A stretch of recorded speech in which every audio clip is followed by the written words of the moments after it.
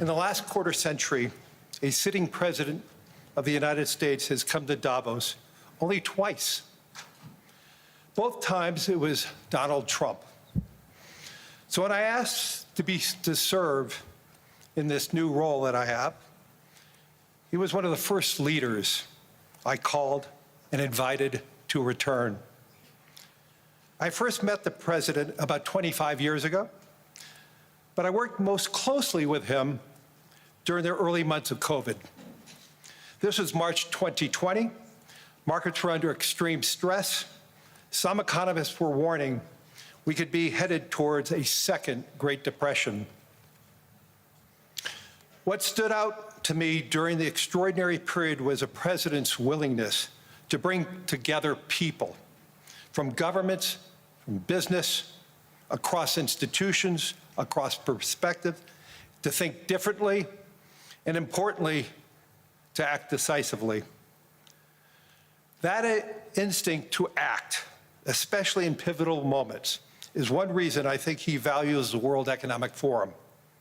It is a unique institution that brings together the largest combination of government officials, business leaders, technology leaders, civil society and NGO leaders, anywhere in the world for a genuine dialogue, and particularly, importantly, this year.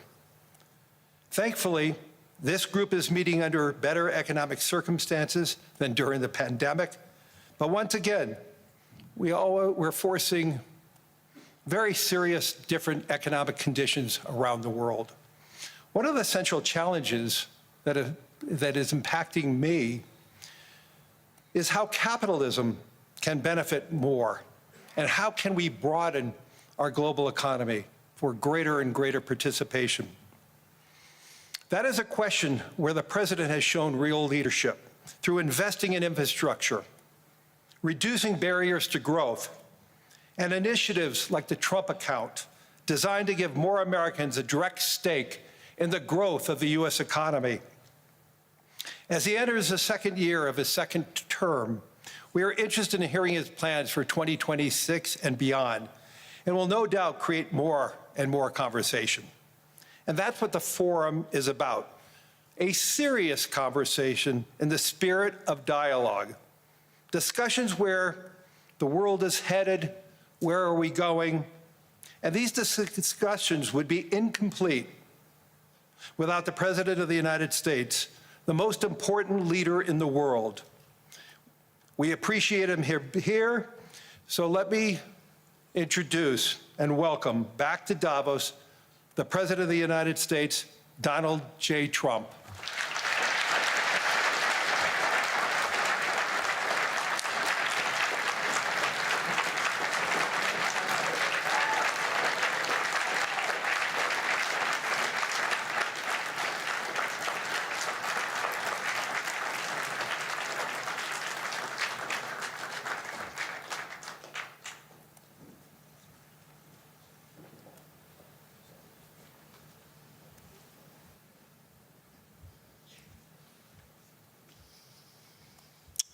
Well, thank you very much, Larry. It's great to be back in beautiful Davos, Switzerland, and to address so many respected business leaders, so many friends, few enemies, and all of the distinguished guests. It's a who's who, I will say that. I've come to this year's World Economic Forum with truly phenomenal news from America. Yesterday marked the one-year anniversary of my inauguration, and today, after 12 months back in the White House, our economy is booming, growth is exploding, productivity is surging, investment is soaring, incomes are rising, inflation has been defeated, our previously open and dangerous border is closed and virtually impenetrable. And the United States is in the midst of the fastest and most dramatic economic turnaround in our country's history. Under the Biden administration, America was plagued by the nightmare of stagflation, meaning low growth and high inflation a recipe for misery, failure, and decline. But now, after just 1 year of my policies, we are witnessing the exact opposite: virtually no inflation and extraordinarily high economic growth. Growth like I believe you'll see very shortly our country has never seen before, perhaps no country has ever seen before. Over the past 3 months, core inflation has been just 1.6%. Meanwhile, fourth quarter growth is projected to be 5.4%, far greater than anybody other than myself and a few others had predicted. Since the election, the stock market has set 52 all-time high records. So that's in 1 year, 52 records, adding $9 trillion in value to retirement accounts, 401ks, and people's savings. People are doing very well. They're very happy with me. Since my inauguration, we've lifted more than 1.2 million people off of food stamps, and after 4 years in which Biden secured less than $1 trillion of new investment in our country. Think of that, 1 trillion, substantially less than that. In 4 years, we've secured commitments for a record-breaking $18 trillion, and we think when the final numbers come out, they'll be closer to $20 trillion of investment. That's never been done by any country at any time, not even close. Just over 1 year ago, under the radical left Democrats, we were a dead country. Now we are the hottest country anywhere in the world. In fact, the United States economy is on pace to grow at double the rate that was projected by the IMF just last April. And with my growth and tariff policies, it should be much higher. I really believe we can be much higher than that. And this is all great news, and it's great for all nations. The USA is the economic engine on the planet, and when America booms, the entire world booms. It's been the history. When it goes bad, it goes bad. You all follow us down, and you follow us up, and we're at a point that I don't believe we've ever been. I never thought we could do it this quickly. My biggest surprise is I thought it would take more than a year, maybe like a year and 1 month. But it's happened very quickly. This afternoon, I want to discuss how we have achieved this economic miracle, how we intend to raise living standards for our citizens to levels never seen before, and perhaps how you too and the places where you come from can do much better by following what we're doing, because certain places in Europe are not even recognizable, frankly, anymore. They're not recognizable. And we can argue about it, but there's no argument. Friends come back from different places. I don't want to insult anybody and say I don't recognize it. And that's not in a positive way. That's in a very negative way. And I love Europe, and I want to see Europe go good.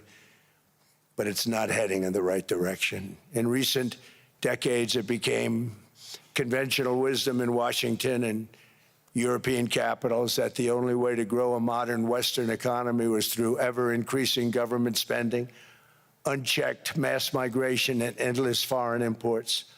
The consensus was that so-called dirty jobs and heavy industry should be sent elsewhere, that affordable energy should be replaced by the Green New Scam, and that countries could be propped up by importing new and entirely different populations from faraway lands. This was the path that Sleepy Joe Biden administration and many other Western governments very foolishly followed, turning their backs on everything that makes nations rich and powerful and strong.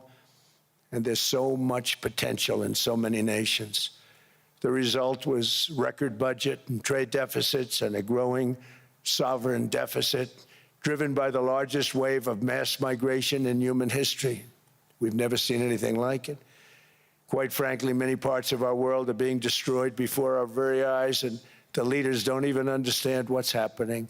And the ones that do understand aren't doing anything about it.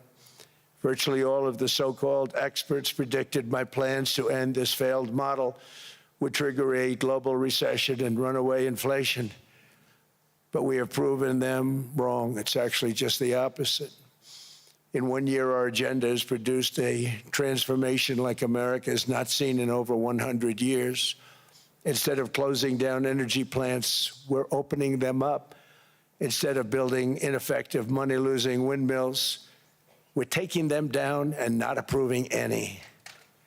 Instead of empowering bureaucrats, we're firing them, and they're going out and getting jobs in the private sector for 2 and 3 times what they were making in government. So they started off hating me when we fired them, and now they love me. Instead of raising taxes on domestic producers, we're lowering them and raising tariffs on foreign nations to pay for the damage that they've caused. In 12 months, we have removed over 270,000 bureaucrats from the federal payrolls, the largest single-year reduction in government employment since the end of World War II. Nobody thought that was coming, but we had no choice. To make a country great, you can't have all federal jobs. We've cut federal spending by $100 billion and slashed the federal budget deficit by 27% in the single year. It's going to go down quite a bit more from that, driving inflation way down from the record highs of the Biden administration. Every month, they went up and up and up. I promised to cut 10 old regulations for every single new regulation, but instead I've cut, actually, till this point, 129 regulations for every 1 new regulation approved. So every time they come in with a new regulation, we do at least 10, but so far it's averaging out to 129, if you can believe it.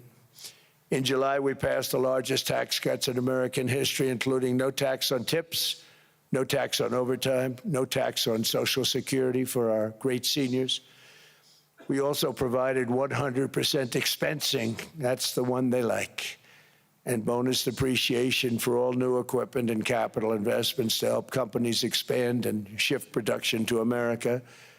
They are so in love with that. They build a plant, they're able to deduct it immediately, the whole thing, rather than waiting 38 to 41 years in the old days. This is a miracle taking place. Nobody thought it would ever be done by any country, but it's done by us. It was what made my first term the most successful 4-year term that we've ever had from a financial standpoint. And now we've upped it. This is a 10-year program, not a 1-year program. But you're allowed to deduct everything in 1 year. It used to be 38 to 41 years. With tariffs, we've radically reduced our ballooning trade deficit, which was the largest in world history. We were losing more than $1 trillion every single year, and it was just wasted. It was going to waste. But in 1 year, I slashed our monthly trade deficit by a staggering 77%, and all of this with no inflation, something everyone said could not be done. There were a couple of brilliant people that actually thought I was doing the right thing. I thought I was doing the right thing. Now they all think I'm doing the right thing because they can't believe the numbers. American exports are now up by more than $150 billion. Domestic steel production is up by 300,000 tons a month, and it's doubling over the next 4 months. It's doubling and tripling, and we have steel plants being built all over the country. Nobody thought they'd see that. Factory construction is up by 41%, and that number is really going to skyrocket right now because that's during a process that they're putting in to get their approvals, and we've given very, very quick, fast approvals. In the process, we've made historic trade deals with partners covering 40% of all U.S. trade. Some of the greatest companies and countries in the world. We have countries as our partner, too. The European nations, Japan, South Korea. They're our partners. They've gone into massive deals with us, especially on oil and gas. And these agreements raise growth and cause stock markets to boom, not only in the U.S., but virtually every country that came to make a deal, because, as you've learned, when the United States goes up, you follow. It's really become a staple. In America, I've stopped the nation-wrecking energy policies that drive up prices while sending jobs and factories to the world's worst polluters. They are indeed polluters. Under sleepy Joe Biden, new domestic oil and gas leases fell by 95%. Think of that. Then they wonder, why was gasoline going up so fast? The gasoline actually topped $5 a gallon, and some places $7 a gallon, and more than 100 major power plants were violently shut down by incompetent people that had no idea what the hell they were doing. Under my leadership, U.S. natural gas production is at an all-time high by far. U.S. oil production is up by 730,000 barrels a day, and last week we picked up 50 million barrels from Venezuela alone. Venezuela has been an amazing place for so many years, but then they went bad with their policies. 20 years ago, it was a great country, and now it's got problems, but we're helping them. And those 50 million barrels, we're going to be splitting up with them, and they'll be making more money than they've made in a long time. Venezuela is going to do fantastically well. We appreciate all of the cooperation we've been giving. We've been giving great cooperation. Once the attack ended, and they said, let's make a deal. More people should do that. But Venezuela is going to make more money in the next 6 months than they've made in the last 20 years. Every major oil company is coming in with us. It's amazing. It's a beautiful thing to see. The leadership of the country has been very good. They've been very, very smart. The price of gasoline is now below $2.50 a gallon in many states, $2.30 a gallon in most states, and will soon be averaging less than $2 a gallon. In many places, it's already down even lower, $1.95 a gallon. Numerous states are at $1.99, numbers that nobody has heard for years. Actually, since my last administration, we got it down to around those numbers. I've signed an order directing and approval of many new nuclear reactors. We're going heavy into nuclear. I was not a big fan because I didn't like the risk, the danger, but they have the progress they've made with nuclear is unbelievable, and the safety progress they've made is incredible. We're very much into the world of nuclear energy, and we can have it now at good prices and very, very safe.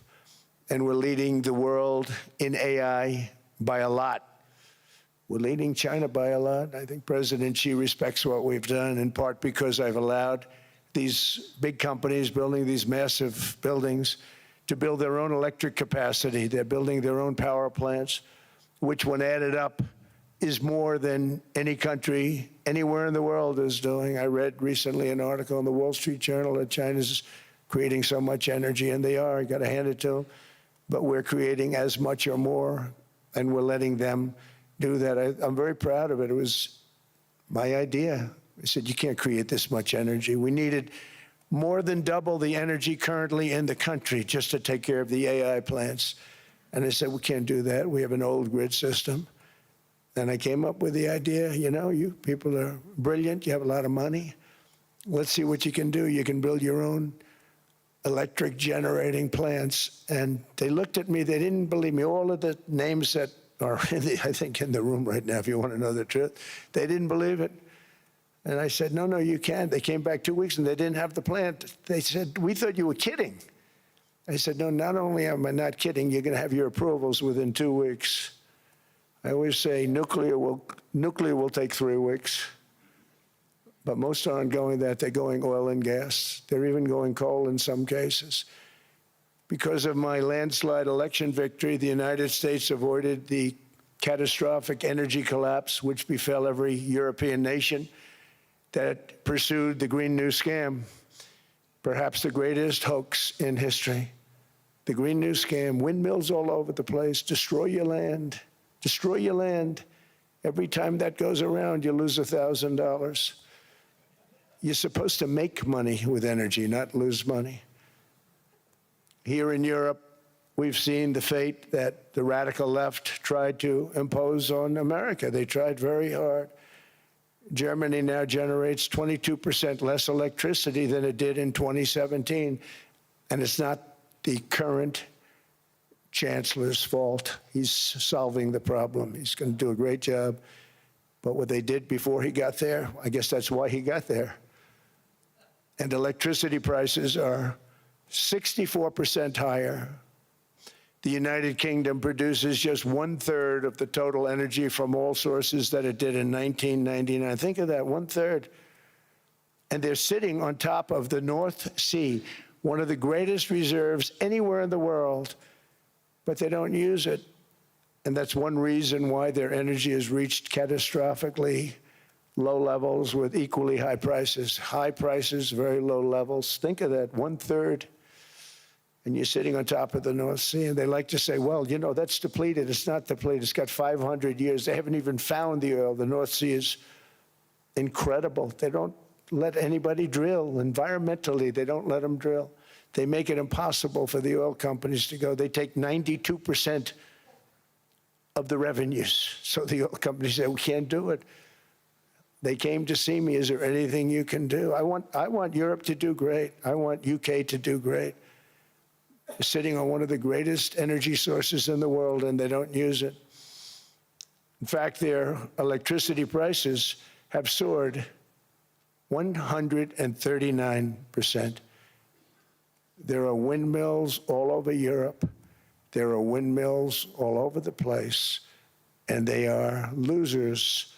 One thing I've noticed is that the more windmills a country has, the more money that country loses and the worse that country is doing.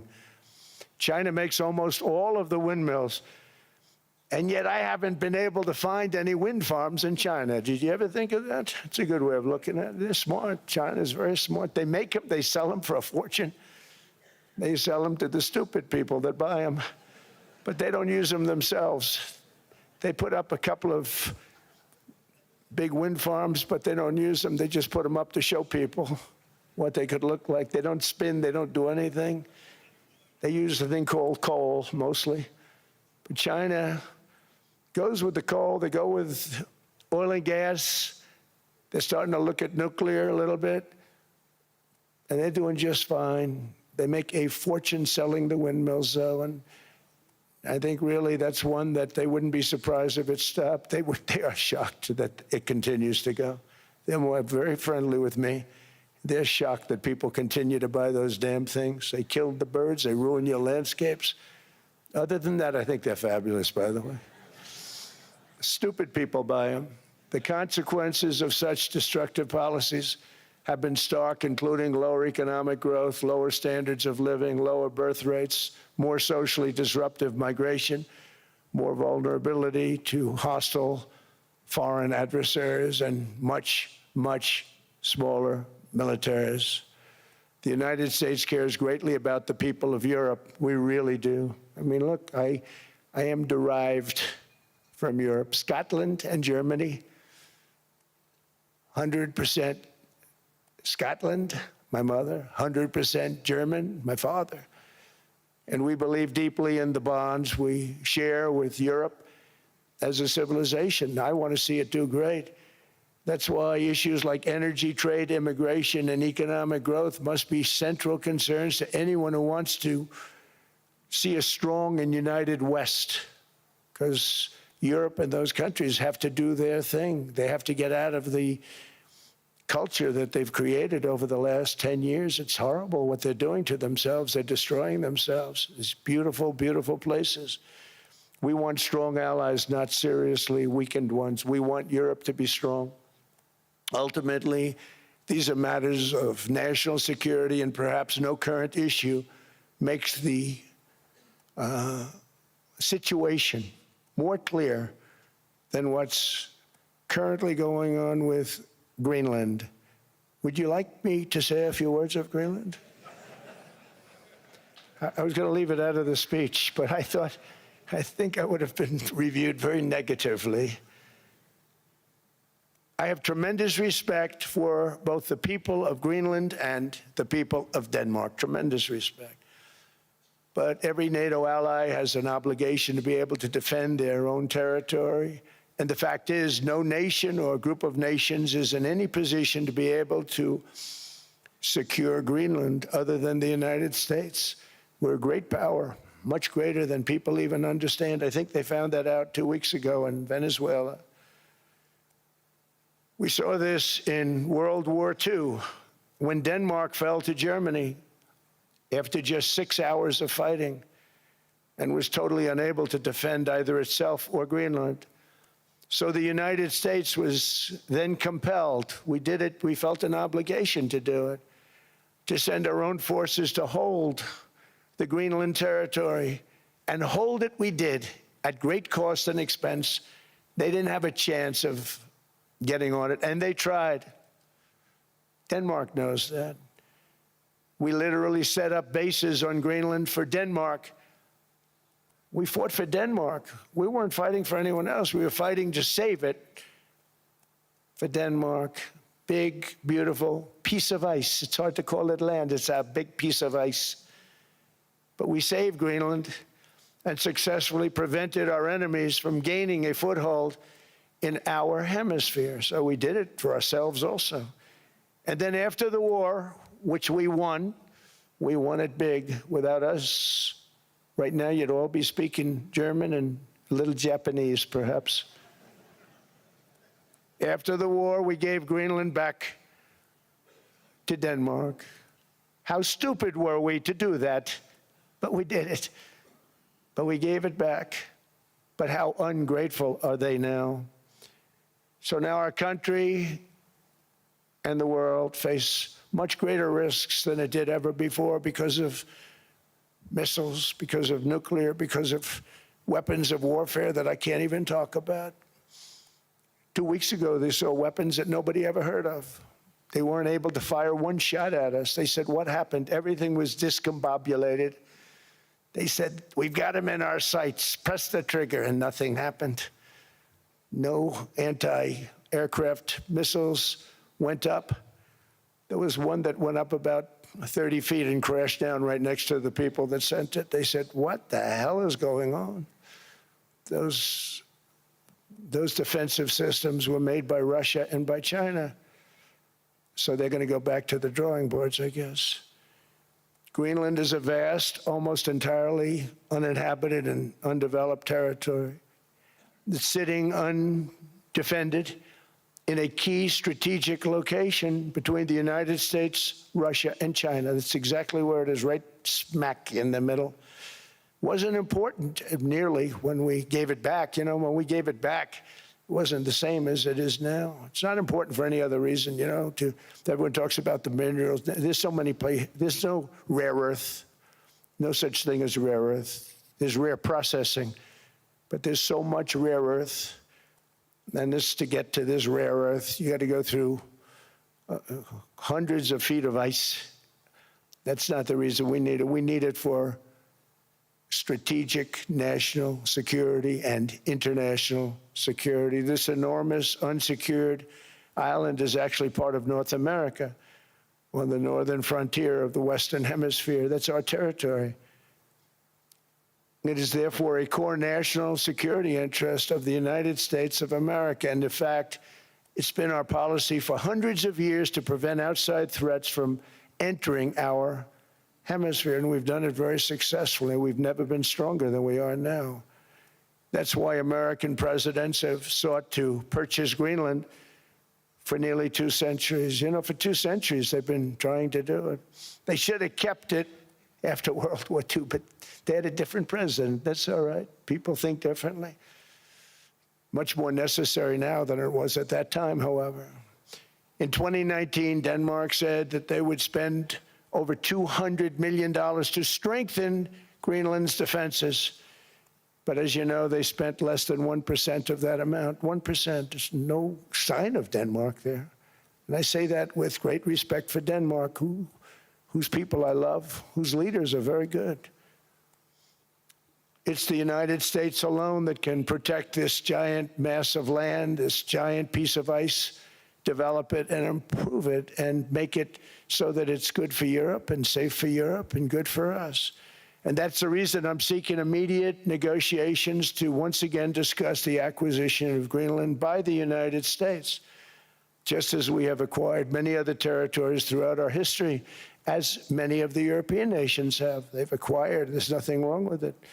Many of them, some went in reverse, actually, if you look. Some had great, vast wealth, great, vast lands all over the world. They went in reverse. They're stuck back where they started.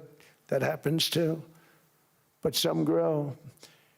But this would not be a threat to NATO. This would greatly enhance the security of the entire alliance, the NATO alliance. The United States is treated very unfairly by NATO. I want to tell you that. And when you think about it, nobody can dispute it. We give so much and we get so little in return. And I've been a critic of NATO for many years. And yet I've done more to help NATO than any other president by far, than any other person. You wouldn't have NATO if I didn't get involved in my first term. The war with Ukraine is an example. We are thousands of miles away, separated by a giant ocean. It's a war that should have never started, and it wouldn't have started if the 2020 U.S. presidential election weren't rigged. It was a rigged election. Everybody now knows that. They found out. People will soon be prosecuted for what they did. It's probably breaking news, but it should be. It was a rigged election. You can't have rigged elections. You need strong borders, strong elections, and ideally a good press. I always say it. Strong borders, strong elections, free, fair elections, and a fair media. The media is terrible. It's very crooked. It's very biased, terrible. But someday it'll straighten out because it's losing all credibility. Think of it, when I went in a landslide, a giant landslide, won all 7 swing states, won the popular vote, won everything, and I only get negative press. That means that it has no credibility. And if they're going to get credibility, they're going to have to be fair. So you need a fair press. But you also need those other elements. And I inherited a terrible, terrible situation. If you look, the border was open, the inflation was raging, everything was bad with the United States when I came into office. But I also inherited a mess with Ukraine and Russia, something that would have never happened. And I know Putin very well. He and I would discuss Ukraine. It was the apple of his eye, but he wasn't going to do anything. I said, Vladimir, you're not doing it. He would never have done it. It was terrible what happened. I could see it happening, too. After I left, I could see it happening. Biden had given Ukraine and NATO $350 billion, a staggering sum, $350 billion. I came in, and just like the southern border, just like inflation, just like our economy, I said, wow, this place is in trouble, meaning our country. All of these things were out of control. But the border was out of control. We fixed it with the strongest border anywhere in the world. And I've now been working on this war for 1 year, during which time I settled 8 other wars. India, Pakistan, I settled other wars that were Vladimir Putin called me, Armenia, Azerbaijan. He said, I can't.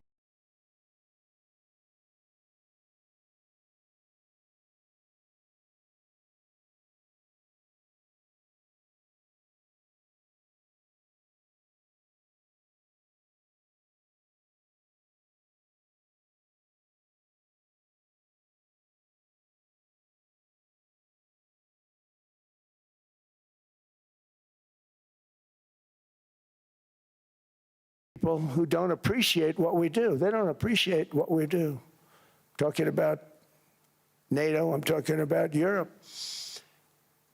They have to work on Ukraine. We don't. The United States is very far away. We have a big, beautiful ocean separating us. We have nothing to do with it.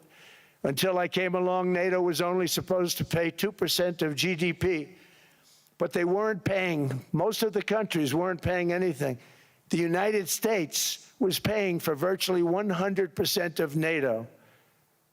And I got that stopped. I said, that's not fair. But then, more importantly, I got NATO to pay 5%, and now they were paying, and now they are paying. So something nobody said was possible. They said, we will never go up higher than 2%. But they went to 5%, and now they're paying the 5. They didn't pay the 2, and now they're paying the 5. And they're stronger for it, and they have an excellent, by the way, Secretary General, who's possibly in the room. Mark, are you here? Yes, he's here. Hello, Mark. We never asked for anything, and we never got anything. We probably won't get anything unless I decide to use excessive strength and force where we would be, frankly, unstoppable. But I won't do that. Okay? Now everyone's saying, oh, good. That's probably the biggest statement I made, because people thought I would use force. I don't have to use force. I don't want to use force. I won't use force. All the United States is asking for is a place called Greenland, where we already had it as a trustee, but respectfully returned it back to Denmark not long ago after we defeated the Germans, the Japanese, the Italians, and others in World War II. We gave it back to them.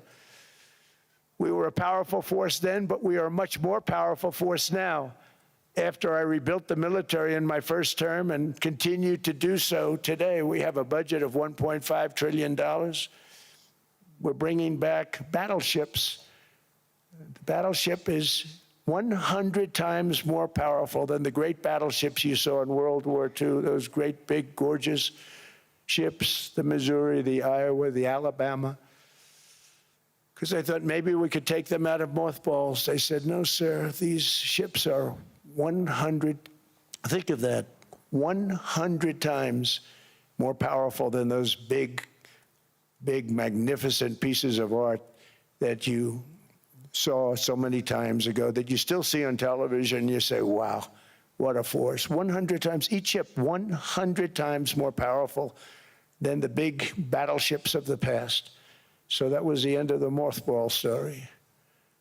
So what we have gotten out of NATO is nothing except to protect Europe from the Soviet Union and now Russia. I mean, we've helped them for so many years. We've never gotten anything, except we pay for NATO.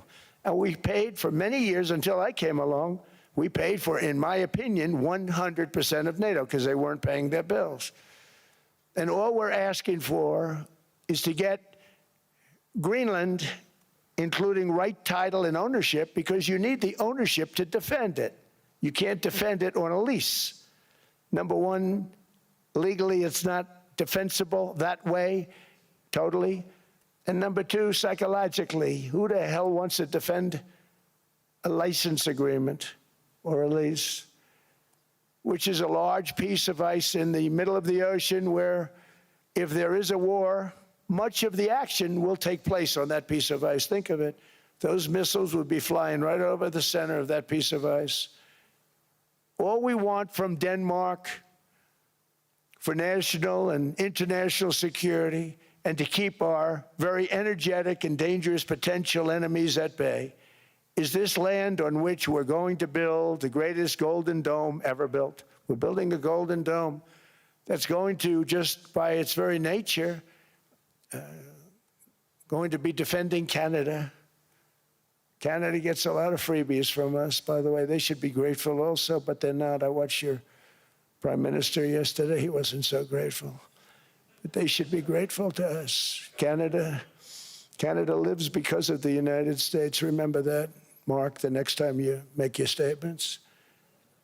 What we did for Israel was amazing, but that's nothing compared to what we have planned for the United States, Canada, and the rest of the world. We are going to build a dome like no other. We did it for Israel. And by the way, I told Bibi, stop taking credit for the dome. That's our technology. That's our stuff. But they had a lot of courage, and they were good fighters, and they did a good job, and we wiped out the Iran nuclear threat like nobody can believe. Nobody's ever seen anything like it. That, Venezuela, taking down Soleimani, wiping out al-Baghdadi when he tried to reinstitute ISIS. We did a lot. I did a lot of big things, all perfectly executed. Everyone was perfectly executed. Somebody told me that, a military expert told me, sir, everything you've done has been perfectly executed. I said, I know. So other presidents have spent, whether foolishly or not, trillions and trillions of dollars on NATO and gotten absolutely nothing in return. We've never asked for anything. It's always a one-way street. Now they want us to help them with Ukraine. And we say, we're going to. I'm really helping, not even them. I want to see, last week, if you saw, it was 10,000 soldiers, but last month it was 31,000 soldiers died. 31,000. That's this room times, the number of people in this room times 30. Think of it. 30,000 soldiers died in 1 month. The month before it was 27,000. The month before that it was 28,000. The month before that it was 25,000. It's a bloodbath over there. And that's what I want to stop. It doesn't help the United States, but these are souls. These are young people. Look like you, look like some of you right in the front row. They go to war. Their parents are so proud. Oh, there he goes, comes back. 2 weeks later, they get a call, your son's head's been blown off. I want to stop it. It's a horrible war. It's the worst since World War II. They keep going, they'll exceed World War II. The numbers are staggering, how many people they've lost. They don't want to talk about it. Ukraine and Russia lost just tremendous amounts. And I'm dealing with President Putin, and he wants to make a deal, I believe. I'm dealing with President Zelensky, and I think he wants to make a deal. I'm meeting him today. He might be in the audience right now. But they got to get that war stopped because too many people are dying, needlessly dying. Too many souls are being lost. It's the only reason I'm interested in doing it. But in doing it, I'm helping Europe, I'm helping NATO, and I've until the last few days when I told them about Iceland, they loved me. They called me daddy, right, last time. A very smart man said, he's our daddy. He's running it. I was like running it. I went from running it to being a terrible human being. But now what I'm asking for is a piece of ice, cold and poorly located, that can play a vital role in world peace and world protection. It's a very small ask compared to what we have given them for many, many decades. But the problem with NATO is that we'll be there for them 100%. But I'm not sure that they'd be there for us. If we gave them the call, gentlemen, we are being attacked. We're under attack by such and such a nation. I know them all very well. I'm not sure that they'd be there. I know we'd be there for them. I don't know that they'd be there for us. So with all of the money we expend, with all of the blood, sweat, and tears, I don't know that they'd be there.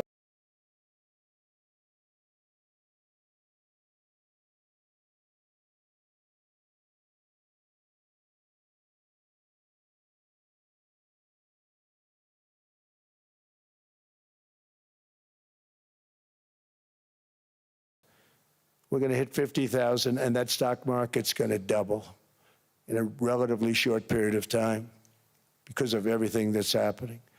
But this is a good example. After giving NATO and European nations trillions and trillions of dollars in defense, they buy our weapons. We make the greatest weapons in the world, but now we're going to make them faster, much faster. You saw that.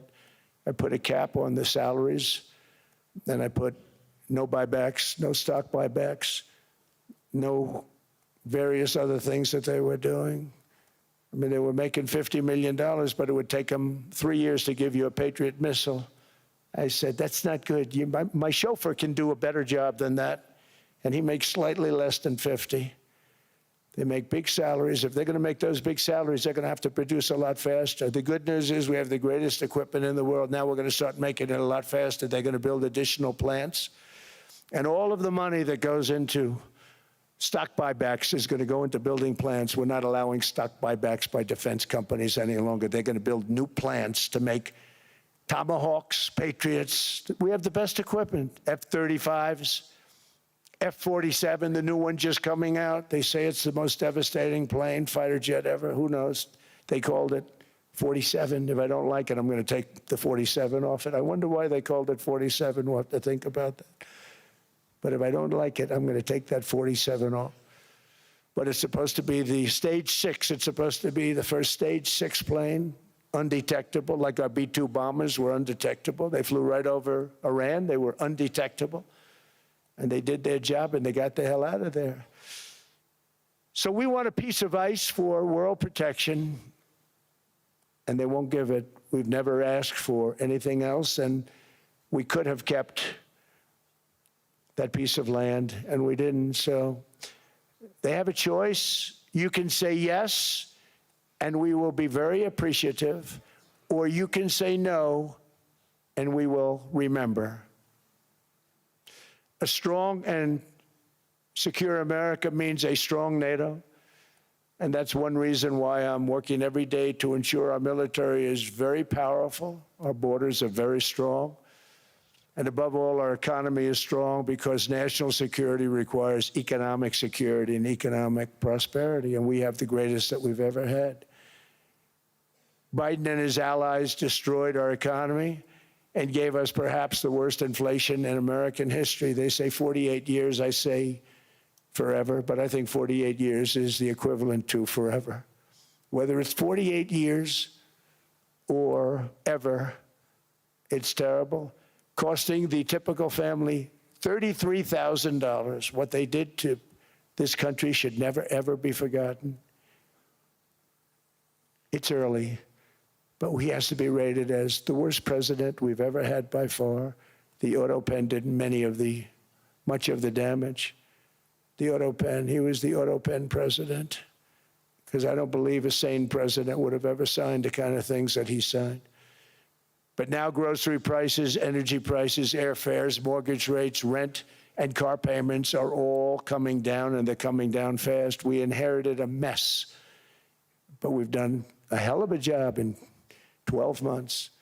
Under my most favored nation policy for drug prices, the cost of prescription drugs is coming down by up to 90%, depending on the way you calculate. You could also say 5, 6, 7, 800%. There are two ways of figuring that. But we have a favored nations policy that every president wanted, no president was able to get. I got it, and other nations approved it. And I had to use tariffs in order to get it because they said, no way. In other words, a pill that costs 10% in London costs $130. Think it costs $10 in London, costs $130 in New York or in Los Angeles. And I'd say, boy, that's bad. Friends of mine would say, you know, we go to London, you can buy the stuff for nothing. We go all over the world, we can buy it for nothing. Because basically America was subsidizing every nation in the world because presidents allowed them to get away with it. It became very tough. So when I called up Emmanuel Macron, I watched him yesterday with those beautiful sunglasses. What the hell happened? But I watched him sort of be tough. But he was at $10 for a pill. And I said, Emmanuel, and I have all the big pharmaceutical companies are in total agreement. It wasn't easy, by the way. They're tough, smart. They've been getting away with the scam for a long time. But they gave it up. But they said, you'll never get the countries to approve it. I said, why is that? Because they won't. They always said, we're not paying any more. Get the rest for the United States. So over the years, they stayed the same. We just went up, up, up. And I mean, we would pay 13, 14, 15 times more than certain countries would. So I said, no, they'll approve it 100%. Sir, you'll never get them to approve it. I said, I guarantee you. But I actually started with Emmanuel, who probably is in the room too. And I like him. I actually like him. Hard to believe, isn't it? And I said, Emmanuel, you're going to have to lift the price of that pill to $20, maybe $30. Think of that. That means it's a doubling of prescription drugs. Might be a tripling, might be a quadrupling. It's not easy. No, no, no, Donald, I will not do that. I said, yes, you will, 100%. He said, no, no, no. You're asking me to double. I said, Emmanuel, you've been taking advantage of the United States for 30 years with prescription drugs. You really should do it and you will do it. I have no doubt. In fact, I am 100% sure you're going to. No, I will not do it. Because yes, in all fairness, Jim, he has to double or triple. Because the world being a bigger place than the United States, it's not that you meet in the middle. You just have to go up some, and we come down a lot. They go up a little, we come down a lot. So we're at $130, they're at 10. So they may have to go to 20 or 30. No more than that. I said, Emmanuel, you're going to be doubling or tripling? No. I said, here's the story, Emmanuel. The answer is you're going to do it, you're going to do it fast. And if you don't, I'm putting a 25% tariff on everything that you sell into the United States and a 100% tariff on your wines and champagnes. And that's about 10 times more than what I'm requesting. And you're going to do it. I don't want to go public with it, but you may make me do that. No, Donald, I will do it. I will do it. It took me, on average, 3 minutes a country, saying the same thing. You will do it. They all said, no, I will not do it. You're asking me to double the cost of prescription. I said, that's right, because you've been screwing us for 30 years.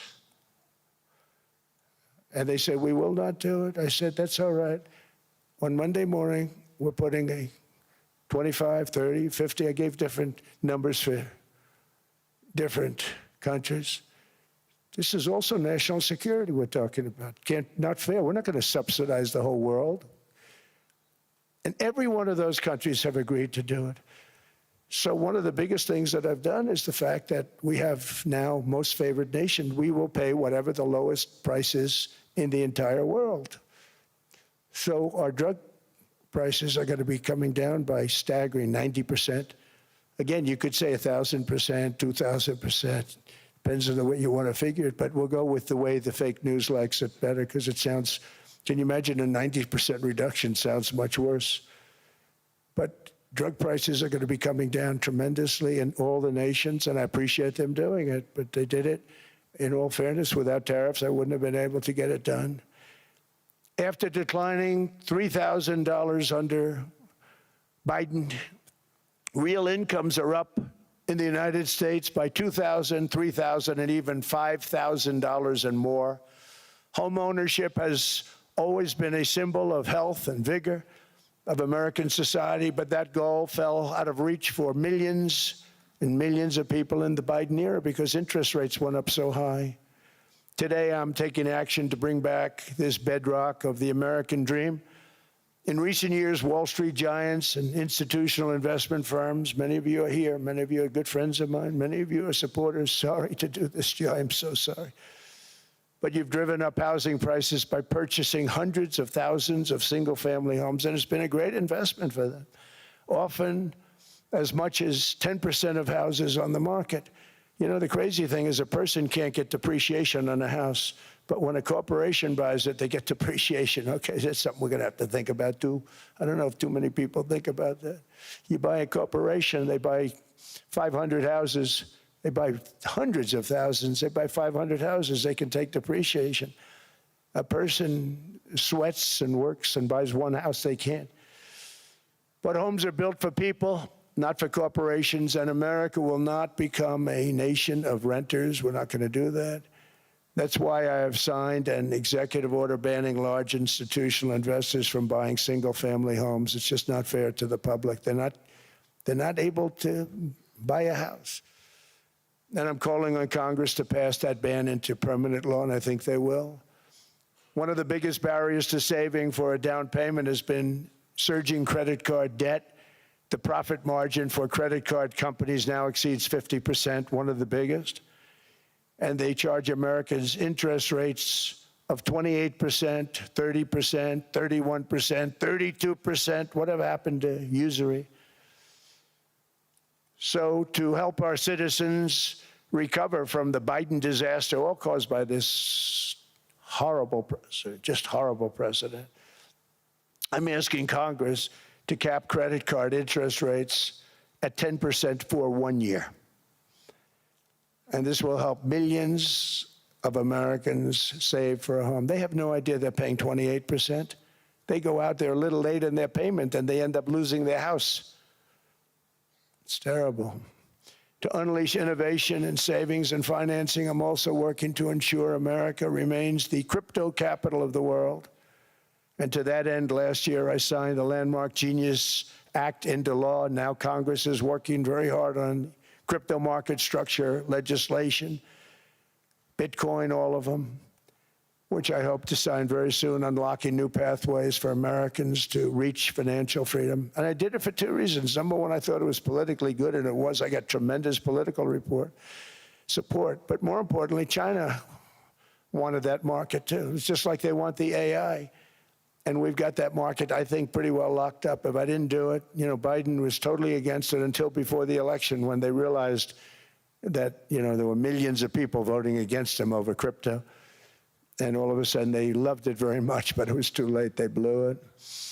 But it is politically popular, but it's much more importantly, we have to make it so that China doesn't get the hold of it. And once they have that hold, we're not going to be able to get it back. So I'm honored to have done it. Finally, I've instructed government-backed institutions to purchase up to $200 billion in mortgage bonds to bring down interest rates. And I'll be announcing a new Fed chairman in the not-too-distant future. I think he'll do a very good job. See, I gave away some of it. He did give that away. So we have something, got something, but somebody that's very respected. They're all respected. They're all great. Everyone that I interviewed is great. Everyone could do, I think, a fantastic job. Problem is they change once they get the job. They do. They're saying everything I want to hear, and then they get the job. They're locked in for 6 years. They get the job, and all of a sudden, let's raise rates a little bit. I call them, sir, we'd rather not talk about this. It's amazing how people change once they have the job, but it's too bad. Sort of disloyalty, but they got to do what they think is right. We have a terrible chairman right now, Jerome, too late Powell. He's always too late. And he's very late with interest rates, except before the election, he was just fine for the other side. So we're going to have somebody that's great, and we hope he does the right job. Last week, the average 30-year mortgage rate dropped below 6% for the first time in many years. Another major factor in driving up housing costs was the mass invasion of our borders. And I have to say one thing about housing, because nobody ever says this. I am very protective of people that already own a house, of which we have millions and millions and millions. And because we have had such a good run, the house values have gone up tremendously. And these people have become wealthy. They weren't wealthy. They become wealthy because of their house. And every time you make it more and more and more affordable for somebody to buy a house cheaply, you're actually hurting the value of those houses, obviously, because the one thing works in tandem with the other. And I don't want to do anything that's going to hurt the value of people that own a house, who for the first time in their lives are walking around the streets of whatever city they're in, very proud that their house is worth $500,000, $600,000, $700,000. Now, if I want to really crush the housing market, I could do that so fast that people could buy houses, but you would destroy a lot of people that already have houses. In some cases, they've mortgaged their house, and the mortgage would be very low, and all of a sudden, the mortgage without any changes becomes very high, and they end up losing the house. I'm not going to hurt, and I speak with Scott, who's doing a fantastic job, and Howard, who's doing a fantastic job, and all of my people. And I always say, look, I can crush the hell out of the market. We can drop interest rates to a level, and that's one thing we do want to do. That's natural. That's good for everybody. The dropping of the interest rates, we should be paying a much lower interest rate than we are. We should be paying the lowest interest rate of any country in the world, because without the United States, you don't have a country. I mean, I had a case with Switzerland. We happened to be in Switzerland. Maybe I'll give you a quick story. But they were paying nothing. They make beautiful watches, great watches, Rolex, all of them. They were paying nothing to the United States when they sent their product in. And we had a $41 billion deficit. $41 billion with this beautiful place. Flew over it, isn't it nice? So I said, let's put a 30% tariff on them. so that we get back some of it, not all of it at all. We still have a deficit, big deficit. We had 41 million. That's a big deficit. And I said, let's put a tariff on. Different tariffs, different places. You're all party to them. In some cases, victims to them. But in the end, it's a fair thing. And most of you realize that. But we put a 30% tariff on Switzerland, and all hell broke loose. They were calling, I mean, like you wouldn't believe. And I know so many people from Switzerland, incredible place, incredible, brilliant place. But I then realized that they're only good because of us. And there's so many other examples. I mean, us, probably other places, but a majority of the money they make is because of us, because we never charged them anything. So they come in, they sell their watches, no tariffs, no nothing. They walk away, they make $41 billion on just us. So I said, no, we can't do that. So I'm going to bring it up. I still would have a deficit pretty substantial, but I brought it up to 30%. And I guess Prime Minister, I don't think President, I think Prime Minister called a woman, and she was very repetitive. She said, no, no, no, you cannot do that, 30%. You cannot do that. We are a small, small country. I said, yeah, but you have a big, big deficit. You may be small, but you have a bigger deficit than big countries. He said, no, no, no, please, you cannot do it. Kept saying the same thing over and over. We are a small country. I said, but you're a big country in terms of, and she just rubbed me the wrong way, I'll be honest with you. And I said, all right, thank you, ma'am, appreciate it. Do not do this. Thank you very much, ma'am. And I made it 39%. And then all hell really broke out. And I was paid visits by everybody. Rolex came to see me. They all came to see me. But I realized, and I reduced it, because I don't want to hurt people. I don't want to hurt them. And we brought it down to a, lower level. Doesn't mean it's not going up, but we brought it down to a lower level. But they pay now, tariff. But I realized that we have many places like that where they're making a fortune because of the United States. Without the United States, they wouldn't be making anything. Think of it. Switzerland made $41 billion on us. And as she said, it's a small place. And I realized with that, I don't know, it was so, because she was so aggressive. And I realized in that conversation that the United States is keeping the whole world afloat. Many places, I could give you 6, 7 places just in the people in this little area. I know every one of them. They're looking down. They don't want to see me. They don't want to stare me in the eyes. But they're taking advantage of, everybody took advantage of the United States. But I've been very fair, and I gave them a tariff, and it was fine. But I realized that without us, it's not Switzerland anymore. Without us, it's not any of the countries that are represented here. And we want to work with the countries. We want to work with them. We're not looking to destroy them. I could have said 39, 40%. I could have said I want a 70% tariff, then we make money with Switzerland. But Switzerland would have been probably destroyed, financially destroyed. I don't want to do that. But we should be paying the lowest interest rate of everybody. I hope Scott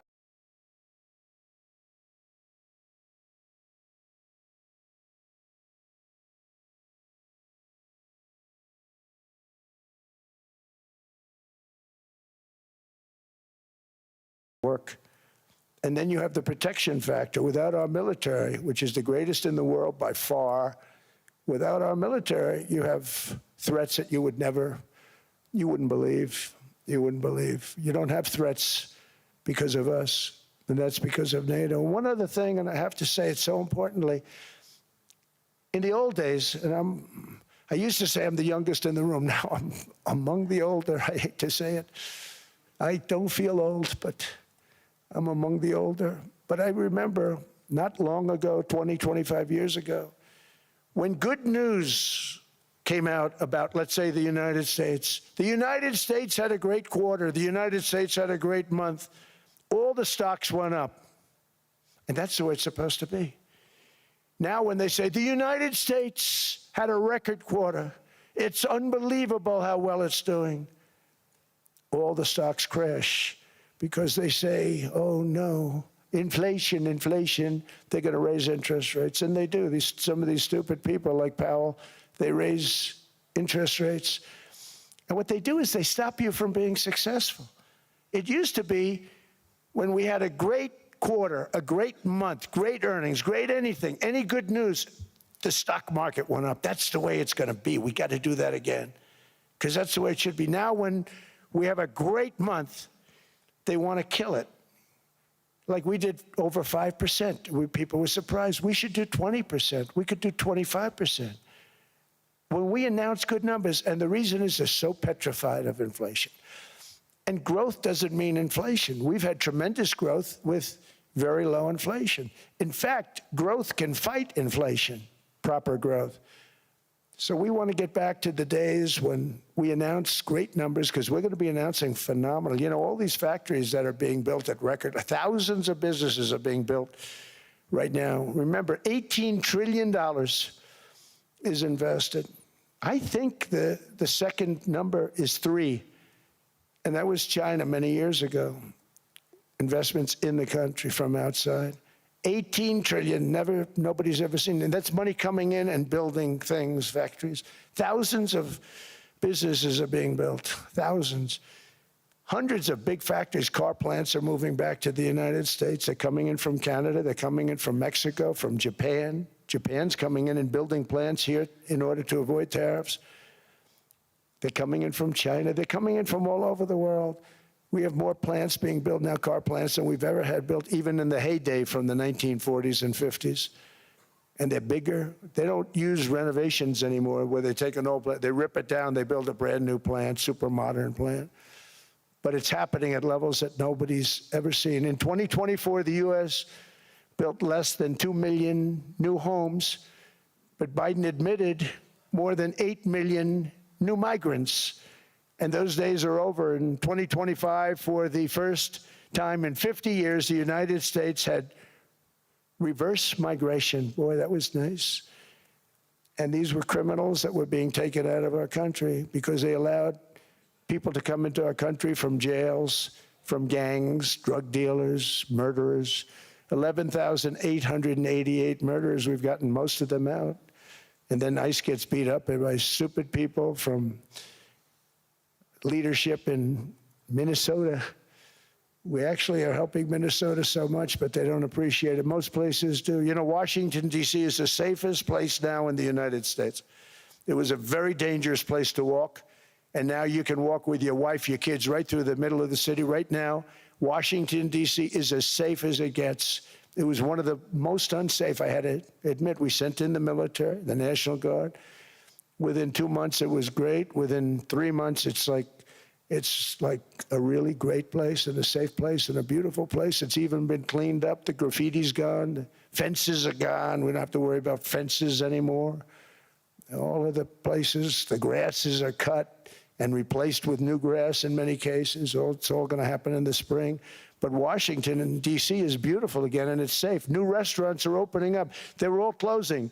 Now you can't get into a restaurant. Restaurants in Washington, D.C. are all opening. Memphis also, Memphis, Tennessee, New Orleans, Louisiana. We were there for 3 weeks. We've cut the crime down by 64%. Within another month, we'll have virtually no crime there. We can do that all over. We're going to help the people in California. We want to have no crime. I know Gavin was here. I used to get along so great with Gavin when I was president. Gavin's a good guy. And we're going to, if he needed it, I would do it in a heartbeat. I'd love to see. We did help them a lot in Los Angeles, a lot with the early in my term when they had some problems. But we would love to do it. I will say this, if I were a Democrat governor or whatever, I would call up Trump. I'd say, come on in, make us look good. Because we're cutting crime down to nothing. And we're taking people out, career criminals, who are only going to do bad things, and we're bringing them back to their countries. But where we've done it, it's been amazing. And we have a capacity to do it at much greater levels. We're cutting illegal aliens off welfare and other government benefits, and I have directed that starting immediately, there will be no more payments to sanctuary cities because they are really just sanctuaries for criminals. They're really protecting criminals, and those are the ones we have to get out of the country: murderers, drug dealers, the mentally insane. They emptied their mental institutions into the United States. And despite that, we have the lowest crime numbers that we've ever had in the history of the country. Just came out. But equally importantly, we're cracking down on more than $19 billion in fraud that was stolen by Somalian bandits. Can you believe that Somalia, they turned out to be higher IQ than we thought. I always say these are low IQ people. How did they go into Minnesota and steal all that money? And we have, you know, they're pirates, they're good pirates, right? But we shoot them out of the water just like we shoot the drug boats out. They're not pirating too many boats lately, do you notice? When they go out into those boats, they want to take over $1.5 billion tanker loaded up with oil, and they say, we're going to blow up your boat. They have powerful weapons. You hit the side of the boat, you blow the whole thing up. The insurance companies are petrified, so they say, just give them the boat, we'll give them money instead. And I don't do that. We blow them right the hell out of the water. We see them going out, we blow them out of the water. We don't have any pirates so much anymore. If we do, they won't be there long. We've cut down with the hitting of the boats that are loaded up with drugs, including submarines. Can you believe they actually buy small, they call mini subs, very fast. They're meant for drugs. We've knocked out 2 of them. The Democrats say they were fishing. You have ruined somebody's fishing weekend, I would say. A submarine is not a fishing boat. You don't fish.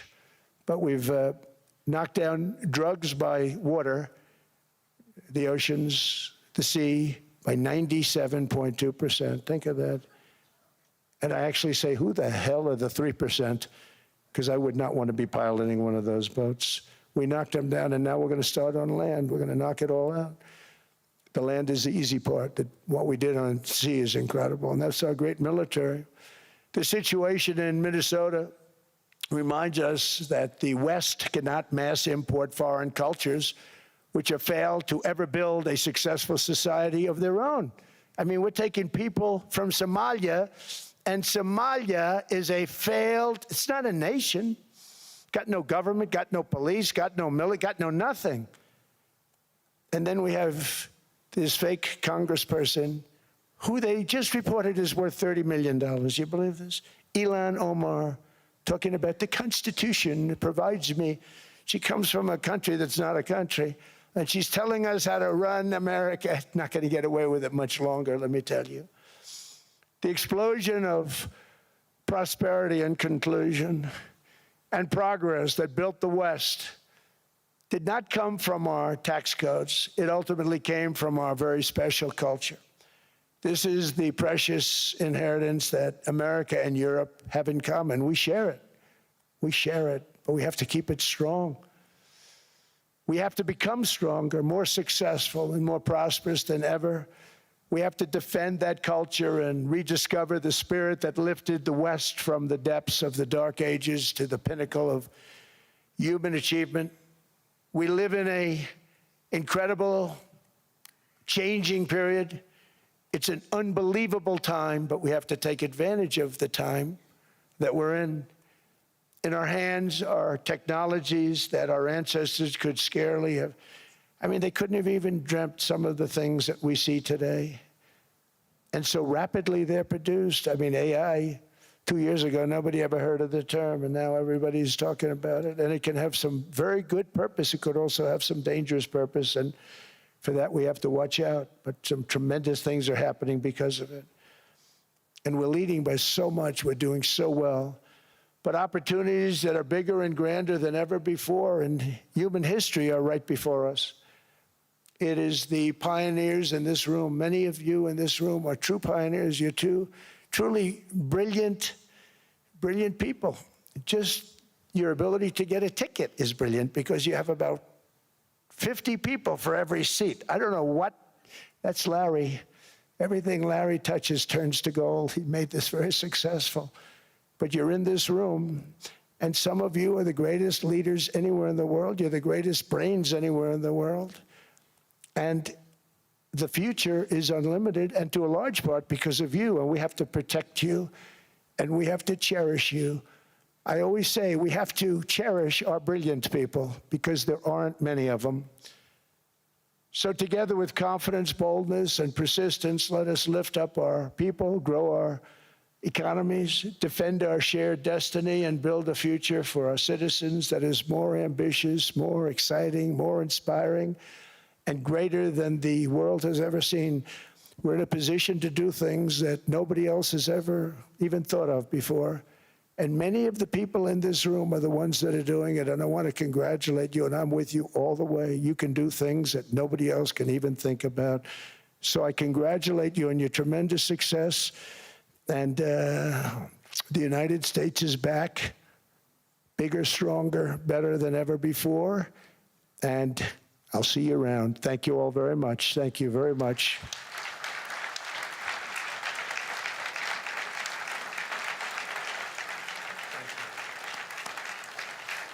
Thank you.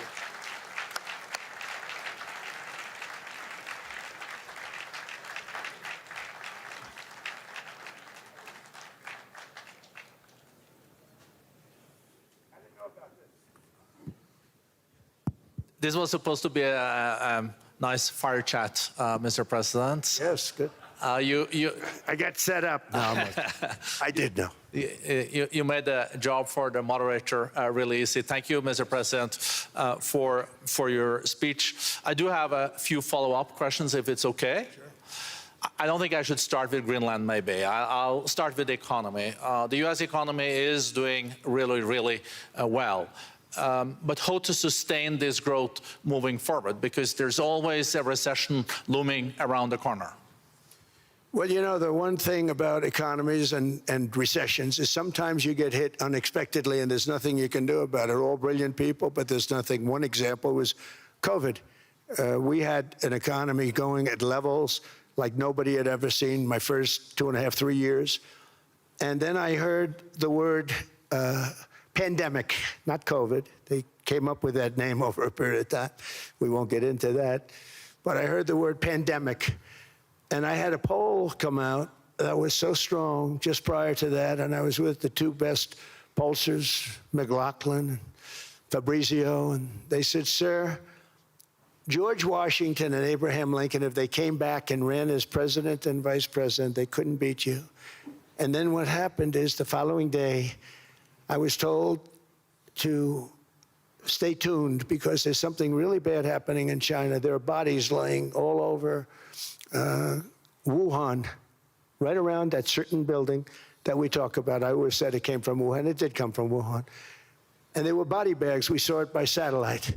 And they said, there are strange things happening in China. And so it began.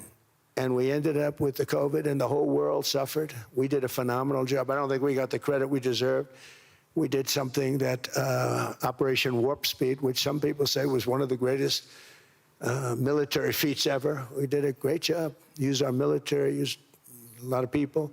But sometimes you get hit with things, nothing you can do. You get hit with things like that unexpectedly.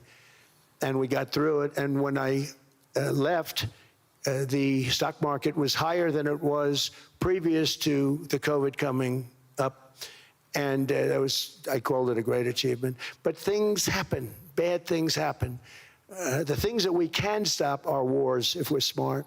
That we can stop. Those are a matter of being intelligent and having intelligent people on the other side, because wars are the worst of all. Wars are worse than anything.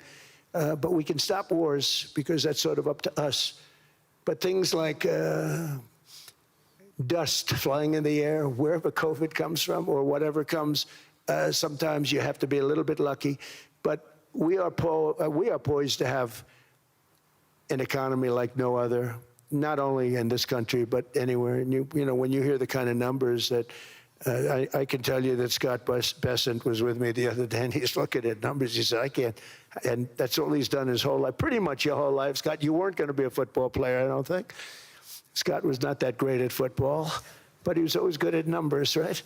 And he was looking at numbers. He said, I've never seen anything like this.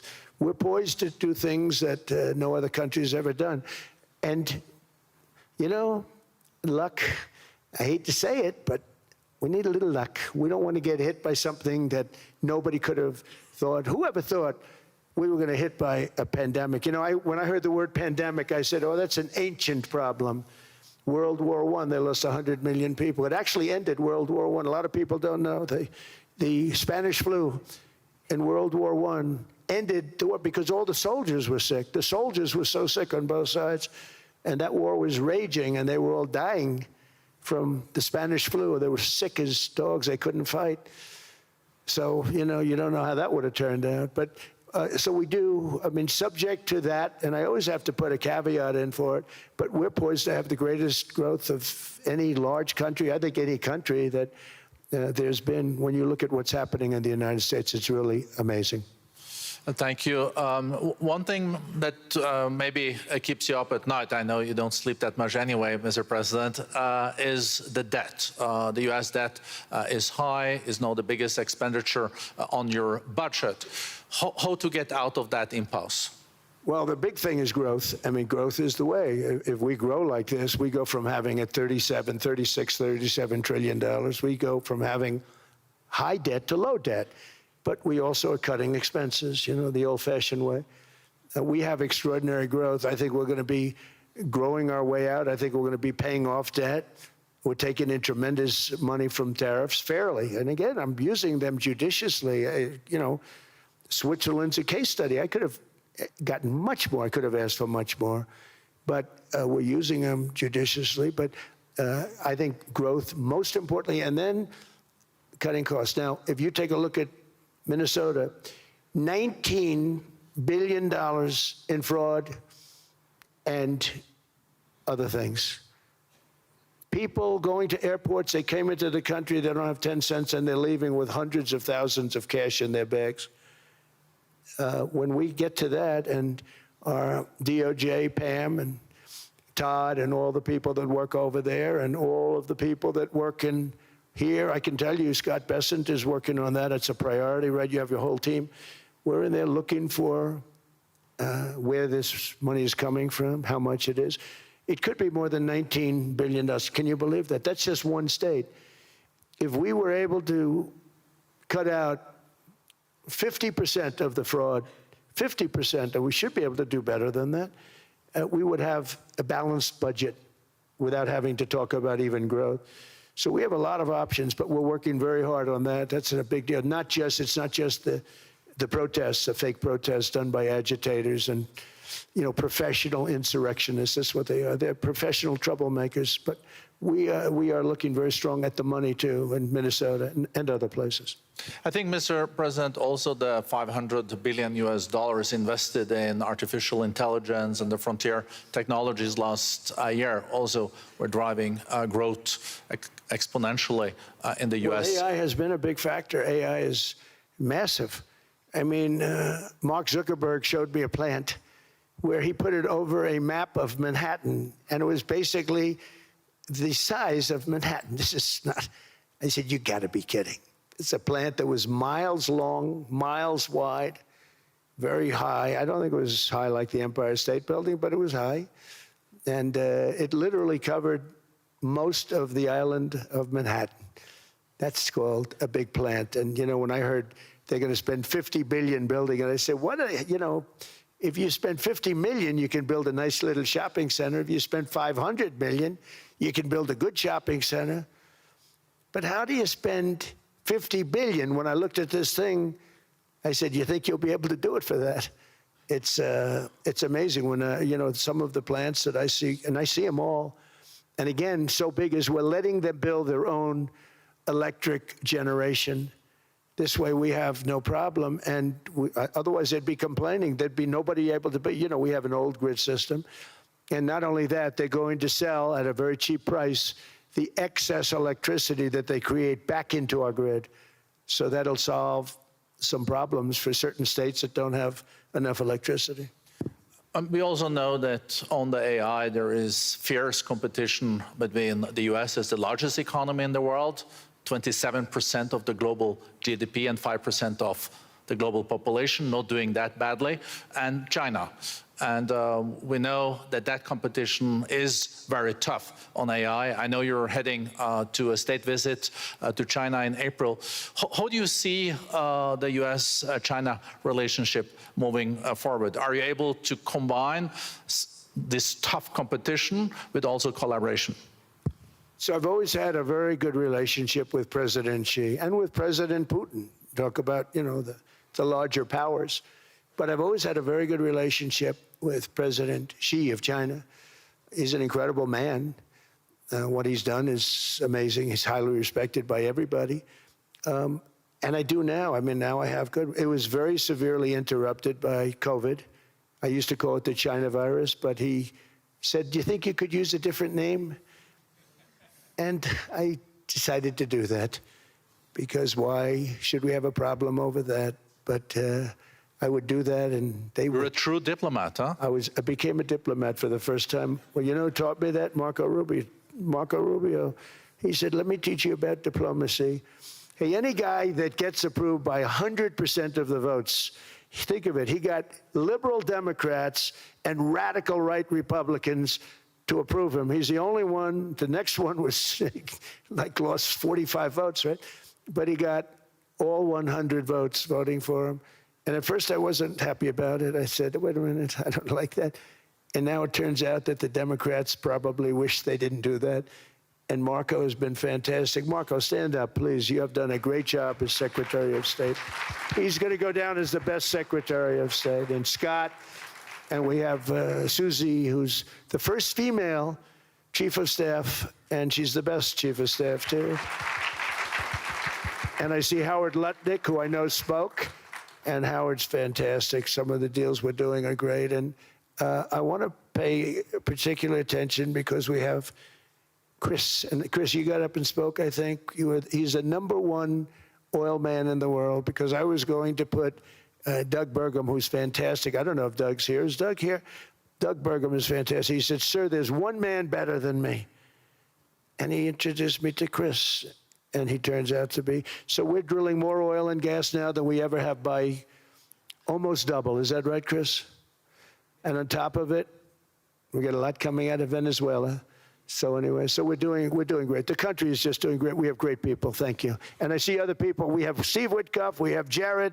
I got so many people. I'm in trouble, because when I go back, they're going to be people with long faces. Sir, you didn't introduce me. I got so many people. And we have a lot of the greatest people anywhere in the world. I know them all. So I won't continue, because we'd be here all day. Thank you, Mr. President. We also know that you're a deal maker, and then maybe coming back to Greenland and Ukraine. What kind of deal in the end do you see between the U.S. And Denmark? Because, I guess you see it now as a negotiation going on, or? Well, it's costing Denmark hundreds of millions a year to run it. And Denmark's a small country, and wonderful people. But, it's very expensive. It's a very big piece of ice. And it's very important. I mean, I don't want to repeat the speech, but it's very important that we use that for national and international security. That can create a power that will make it impossible for the bad guys to do anything against the perceived good ones. And it's a great block for Europe. Just like, Denmark was supposed to spend hundreds of millions of dollars. They didn't spend the money. They didn't spend anything, almost. And we'll see what happens. I just say this. NATO has treated the United States of America very unfairly. We never asked for anything. We never got anything. We actually took care of the needs of NATO for years and years, which I felt was always unfair. So I got NATO to pay, because they're rich countries. But I think it's time that NATO step up. We're helping them with Ukraine. Without us, I think Putin would have gone all the way. I think we have it. I think there could have been a World War III, if you want to know the truth. If Kamala was elected, or Joe, any one of those, those thinkers, I think you could have ended up in World War III. And I will say Steve Witkoff has been dealing incredibly with But we're not going to have World War III. We want to get it stopped, but we're not going to have World War III. I think if I wasn't elected, I think that could have evolved into World War III. It was a very, very bad situation, and it still is, but it's not that kind of bad. It's bad because so many young people are being killed. How close do you think there is on an agreement on Ukraine? I had the pleasure of speaking with Steve Witkoff and Jared Kushner yesterday. I know they're working hard on it. I know that they're also traveling now. Do you see this very close or still? Well, I hate to say it. I thought that was going to be, so I settled 8 wars plus. And I thought that was going to be one of my easier ones. Not the easiest. Some I settled in a matter of hours because I'm good at that stuff. You know, the United Nations should be doing this. I shouldn't be doing it, but it doesn't matter. It's got to get done, saving a lot of lives. We're saving millions of lives. With Ukraine, Russia, there's tremendous hatred between President Zelensky and President Putin. That's not good. That's not good for settlements. We know from dealing. There's abnormal hatred. With that being said, I think Russia wants to make a deal. I think Ukraine wants to make a deal. And we're going to try getting a deal done. We're getting, I think, Steve, I think I can say that we're reasonably close. But what happens is oftentimes we'll have a deal with Russia. Russia's set, and President Zelensky will not do it. You saw that when he was in the Oval Office. I was not happy. And then we'll have President Zelensky wants to make a deal, and Putin doesn't want to make the deal. It's a very difficult balance, and it's big time, and it is, you know, to use a word, it's a bloodbath. It's horrible what's happening. It's a drone war. The drones are killing, you know, thousands of people a week, thousands. We have to get it stopped. So I believe they're at a point now, I'm going to meet with President Zelensky later today. I believe they're at a point now where they can come together and get a deal done. And if they don't, they're stupid. That goes for both of them. And I know they're not stupid. But if they don't get this done, they are stupid. So I don't want to insult anyone, but you got to get this deal done. Too many people are dying. It's not worth it. President Sisi is sitting on the first row here. He spoke earlier today and also complimented you on the Gaza deal. I think there will be a signing tomorrow. Of course, there are different views on this, but how important do you think this signing is on the Board of Peace? And do you think this is going to sustain? Do you think we now will see Gaza reconstructed and the billions of US dollars invested? I do. I mean, I think we have peace in the Middle East. There are some little situations like Hamas, and Hamas has agreed to give up their weapons. Now, you know, they were born with a weapon in their hand, so it's not easy to do. When they were born with a rifle in their hand. It's not an easy thing for them, but that's what they agreed to. They've got to do it. And we're going to know, Jared, over the next 2 or 3 days, certainly over the next 3 weeks, whether or not they're going to do it. If they don't do it, they'll be blown away very quickly. They'll be blown away. You know, we have 59 countries that are part of that whole peace deal. And some of those countries aren't even they're near the Middle East, but they're not in the Middle East traditionally. And they want to come in and take out Hamas. They want to come in. They want to do whatever they can. There's a problem with Hezbollah in Lebanon, and we'll see what happens there, but that's a problem. But there are these little flames, but there's peace in the Middle East. Now, had we not gone in and knocked out with those big, beautiful, we just ordered 25 brand new ones, the latest and the greatest, the B-2 bomber. Think of them, they went in there at 2 o'clock in the morning with no moon, no light, no nothing, and every single one of those massive bombs hit its target, 100,000-pound bombs hit its target, every one of them. And then on top of it, from a submarine 300 miles away, we hit the sites with tomahawks, which is an unbelievable weapon. So, you know, we did our job. If we didn't do that, you would have never had peace in the Middle East. And the countries like Saudi Arabia, UAE, and Qatar could never have, and others could never have signed anything because you would have had this dark cloud, and the dark cloud was Iran with nuclear. Iran would, if we didn't take them out, they would have had a nuclear weapon within 2 months. They were very close to having the nuclear weapon, and we hit them hard. And it was a total obliteration. If they may try again, but they're going to have to try from a different area because that area was obliterated. Incredible thing we did.